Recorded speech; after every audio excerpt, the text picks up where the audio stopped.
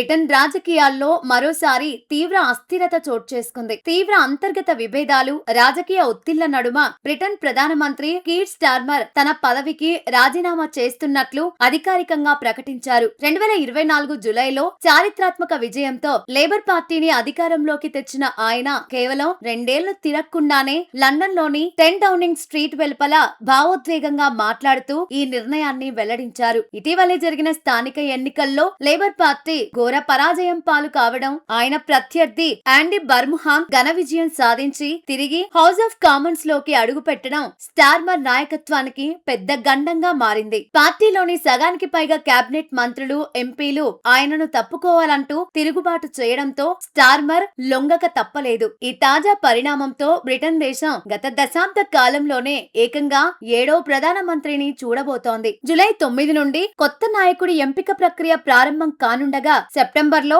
కొత్త ప్రధాని బాధ్యతలు చేపట్టే వరకు స్టార్మర్ తాత్కాలిక ప్రధానిగా కొనసాగుతారు.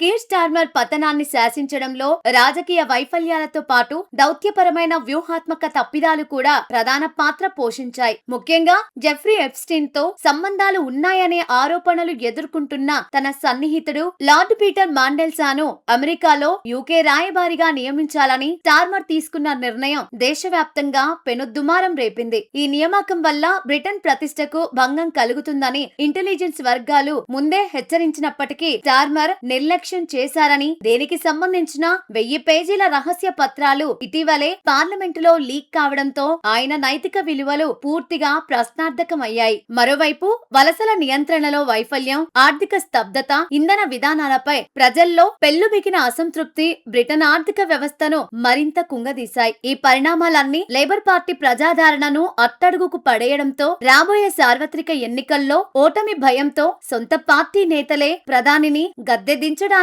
వెనుకాడలేదు.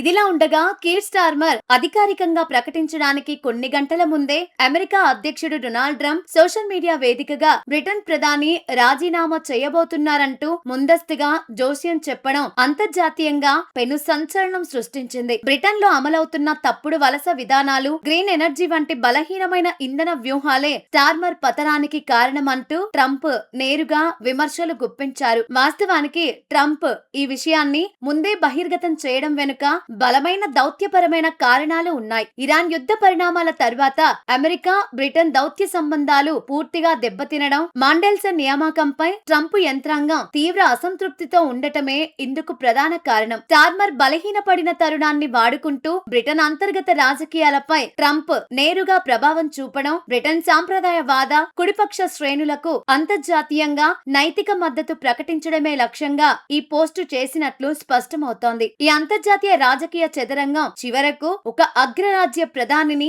అవమానకర రీతిలో పదవి నుండి తప్పుకునేలా చేసింది.